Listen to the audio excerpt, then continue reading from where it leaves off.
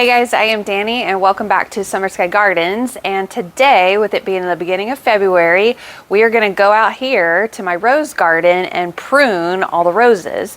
Now, usually in the south, in a warmer climate, you want to do this around Valentine's Day, which is next week.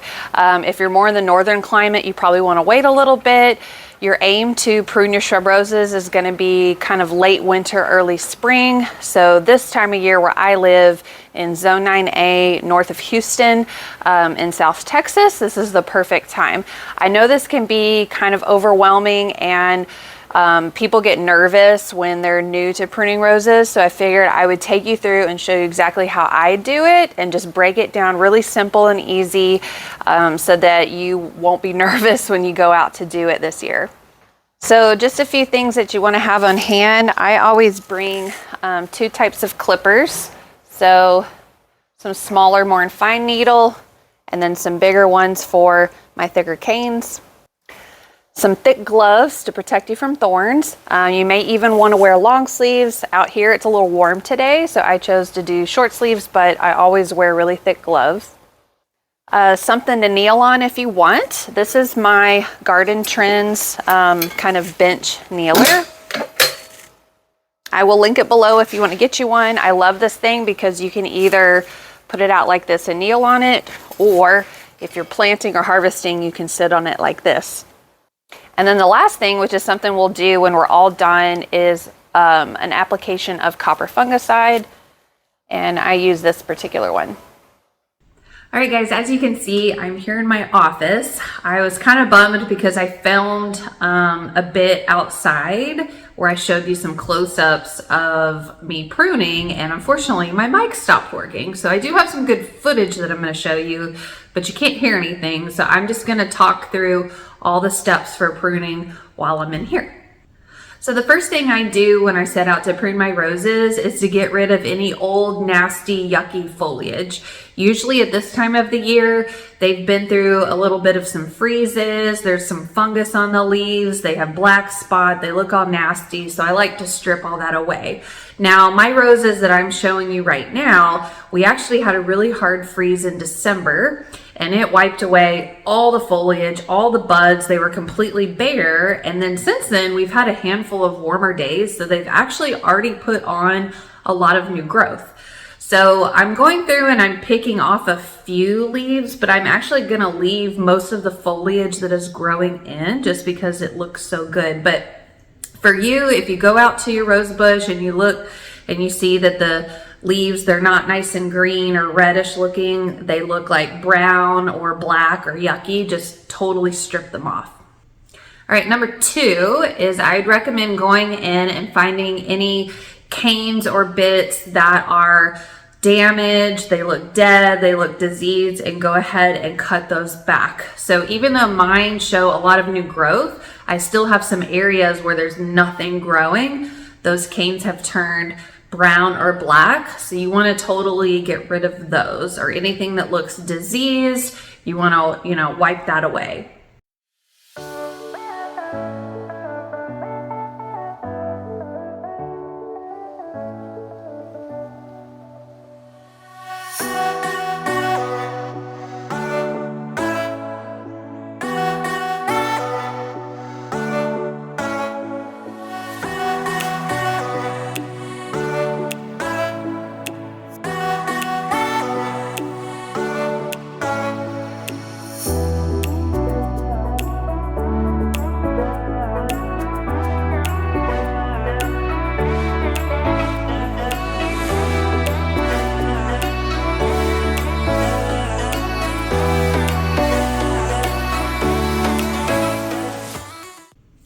Okay, third step is you want to go in and start to eliminate anything that's really clogging up the middle of the rose bush. So if you have any canes that are kind of crossing across the middle or congesting or anything that's like rubbing and going to cause damage, just go ahead and cut those down, all the way to where they're growing. You want your rose bush, you want to create a shape where it's going to kind of fan outward, the interior is going to get lots of airflow. That's going to help reduce any kind of disease or pest issues. And so to do that, you don't want a ton of branching, you know, going through the middle, rubbing and clogging it all up. So just go ahead and get rid of that stuff.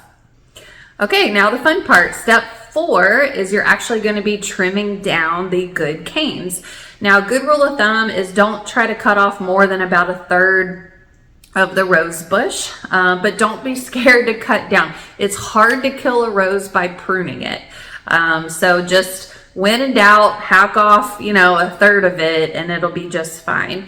But ideally, you want to go down your branch, your cane, until you find a little bud of new growth coming out, and try to find one that's ideally pointing outward. Now, if this is too difficult, just cut right above a new bud and you'll be fine. But if you can find one that's pointing outward, then when you cut, that will promote growth outward of the bush instead of one that's pointing inward, which will be growing into the interior of the bush and clog it up. Now, once you find your outward facing bud, then you want to cut a slant away from that bud. And ideally, this will help any kind of rainwater or moisture drainage drain down away from the new bud. Keep it nice and dry and cool so there's less chance for any kind of disease. But if that's too difficult and annoying to go through and do, or overwhelming, just find some new growth, chop off above it, it should be fine. But if you want to get really technical, outward facing bud and slant away from it.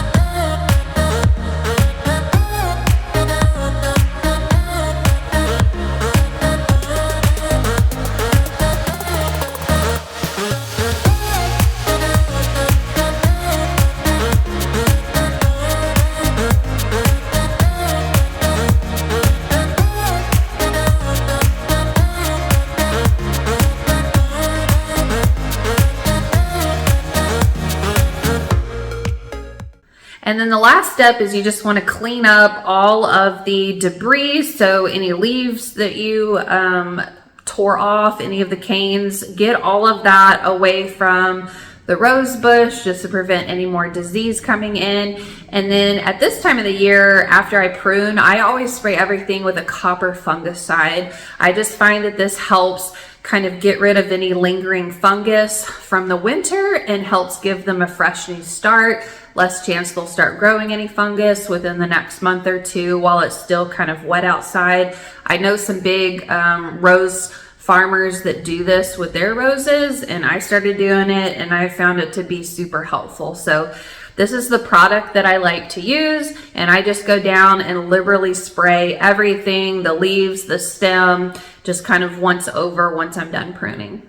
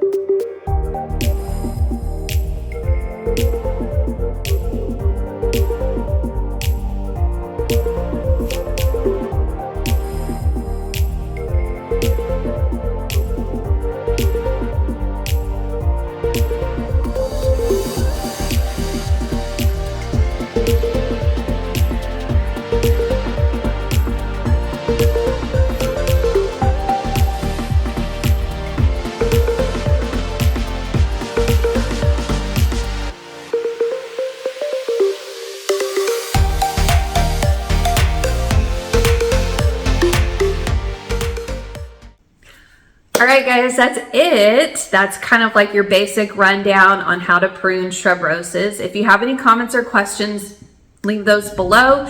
I just want to mention this is also a good time of year to prune your climbing roses, as well as if you have drift roses or knockout roses. Climbing roses, you just want to kind of cut back anything that's really wild looking, crazy looking, and make sure that your main canes go up and then branch across. That way you'll get more growth across the cane. If you have with a climbing rose, if the cane is going upward, you're going to get growth just from the very top. But if you angle it sideways, it wants to grow from the top, and you'll get lots of new growth here, which means a lot more blooms. Your drift roses, you can just hack those down to create whatever shape you want. Mine get really big and bushy throughout the year, so at this time when I go to prune, I just kind of chop off some of the, you know, the yucky ends that have been damaged by the freeze, and it'll bush out and put on a ton of new blooms in the springtime. And then your knockout roses, you don't have to prune those the way you do your traditional like English shrub roses. Really, those you just want to kind of hack off the top, about a third to halfway down on the bush. I've seen a lot of people not trim their knockout roses, and they get really like spindly and leggy and not really lush and full looking. If you come in and you just prune the top, either third or half, they'll branch out a lot more and get a lot more bushy, and you'll have a lot more blooms, which I think looks overall way nicer in your landscaping. So thank you so much for tuning in, and I will see you guys in my next video.